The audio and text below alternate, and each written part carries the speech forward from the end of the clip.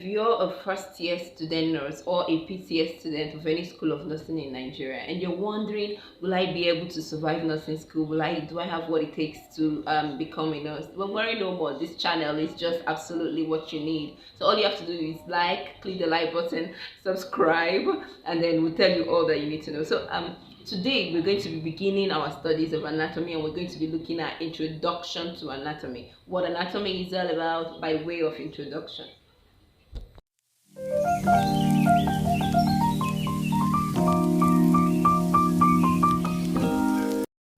All right, guys. So when you begin to talk about or study anatomy, you begin to think about your body. Think about your body right now. How much your body's been there for you, helping you carry stuff, helping you take a walk, helping you. So when we begin to study anatomy, we begin to look at how magnificent or how beautiful the human body is. So that is what anatomy is all about. Anatomy is all about the study of the parts and structures of the human body. Try to understand this our body, the makeup of this our body, the structures, the parts, the organs, the tissues, the cells, the bones, the heart, and everything that makes up the body. That's what anatomy is all about. So that brings us to the definition of anatomy. So we define anatomy as the study of the structure and parts of the body. You can as well put it as the scientific study of the structure and parts of the body. It's that simple. Now we're going to look at major divisions in anatomy. That's the next thing here. Major divisions in anatomy. So when we're looking at the major divisions in anatomy, we're looking at two major divisions. There are two major divisions in anatomy. The first is the gross or macroscopic anatomy. Then the second is the microscopic anatomy. The gross or macroscopic and the microscopic anatomy. So these are the two branches of anatomy, or two major divisions of anatomy. So the first is the gross or macroscopic anatomy. So the gross anatomy has to do with the parts of the body that we can see with our normal eye. Okay, that we can see with our normal eyes. The heart, we can see the heart, we can see the bones, the leg. So these are the parts of the body that we can see. So all the structures or parts of the body that we can see, we study them in gross or macroscopic anatomy. While microscopic anatomy deals with the structures or parts of the body that we cannot see with the normal eye, we need the use of microscope. That's why it's called microscopic anatomy. So think about those parts of the body that you cannot see, such as the body cells. We cannot see the cells of our body. That's why the study of the cells of the body is called cytology, and it's under microscopic anatomy because you cannot see the cells with the normal eyes. Okay, so that's the two major branches of anatomy: gross or macroscopic anatomy, then the microscopic anatomy. Okay, so the next thing we're going to be looking at is approaches to the study of anatomy. So anatomy is broad. It's a broad field. It's a wide field. It's big. Okay, so when we want to study anatomy, we will have to define our approach. We'll have to say, this is how I want to approach our study of anatomy. Just like if I want to go to a particular place, let's say if I want to go to the market, I can decide, okay, I want to go through this route or through that route, whichever way I will get to the market. So it's the same when we're talking about approaches to the study of anatomy. In the approach to the study of anatomy, a person decides how they want to approach their study of anatomy of the human body. Okay, so you can either decide to do regional anatomy or systemic anatomy. So these are the two approaches to the study of anatomy: regional anatomy and systemic anatomy. So under regional anatomy, what we do here is to study anatomy region by region.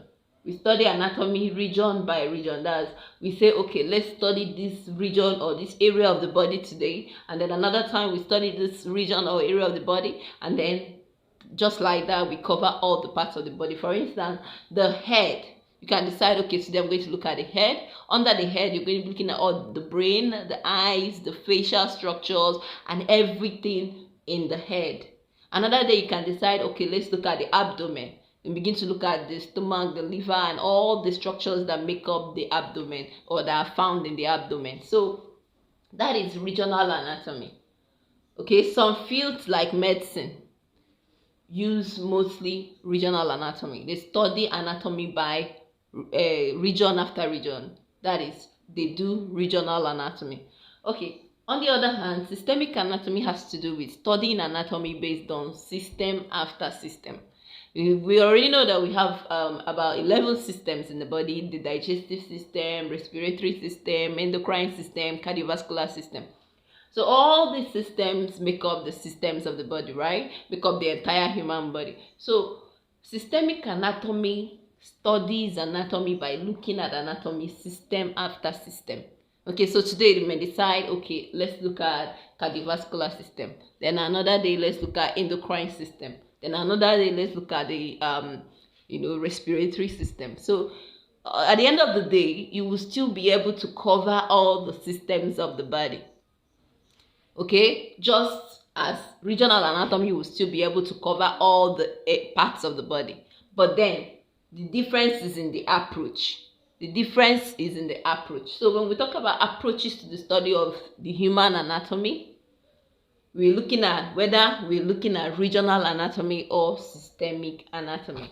Okay, so the last but not the least here is physiology.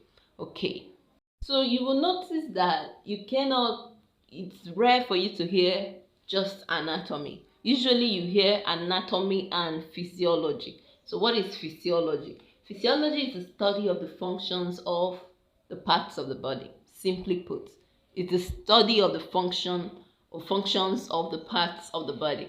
Remember, anatomy is the study of the structure and the parts of the body themselves.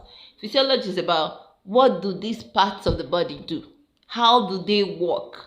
How do they work together, or how do they work separately to bring about the numerous functions of the body? It's beautiful that our body can sustain us, can sustain life, right? It is this body that we use to move around, carry out activities, give birth to children, work with our hands. So physiology is about how does these parts of the body work. For instance, the heart. Under the anatomy of the heart, you're going to be looking at all the structures that you can find inside of the heart. Now, under the physiology of the heart, you look at how does these parts of the heart, the structures that are found in the heart, work in order to help the heart pump blood, in order for the heart to pump blood. So physiology is simply, what does the body do? Anatomy is what is in the body. Physiology is what does the body do. Now, I'm going to also bring it down again and tell us that in nursing, what we do, the approach we take in the study of anatomy is systemic anatomy. So some other field may look at regional anatomy, but in our study of the human anatomy, nurses utilize the systemic approach to the study of anatomy. So nurses do systemic anatomy. So you'll be seeing that throughout our study of anatomy, we'll be looking at anatomy based on system after system. So we'll look at the cardiovascular system, then go ahead and look at the nervous system, then we look at the endocrine system, and just like that, we cover all the systems of the body, because shortly after your first year, you'll be entering your second year where you'll be looking at the disease condition affecting various systems of the body. So that's why we look at anatomy based on systemic anatomy. All right. So thank you for sticking to the end of this video. So when you're talking about introduction to anatomy, you should be able to, define anatomy. You should be able to talk about the two major, branches or divisions of anatomy. Then you should be able to talk about approaches to the study of anatomy, and then finally you should be able to define physiology and discuss the relationship between anatomy and physiology. So these are the 4 headlines that you should know. That is, 1, define anatomy. 2, talk about the 2 major branches or divisions of anatomy. Then 3, talk about the approaches to the study of anatomy. Then 4, you should be able to define physiology and associate anatomy and physiology together. That is, discuss, compare them, and then discuss the the connection they both have with each other. So thank you. I'm still Nurse of Fortune Wendo Victoria, and please click the like button, drop your comments and questions in the comment box below, and then do subscribe, because next coming up on the platform is levels of complexities within the human body, which is just the very next immediately after introduction to anatomy. So do subscribe so that you'll be notified when that video is out, hopefully by tomorrow. I'll see you.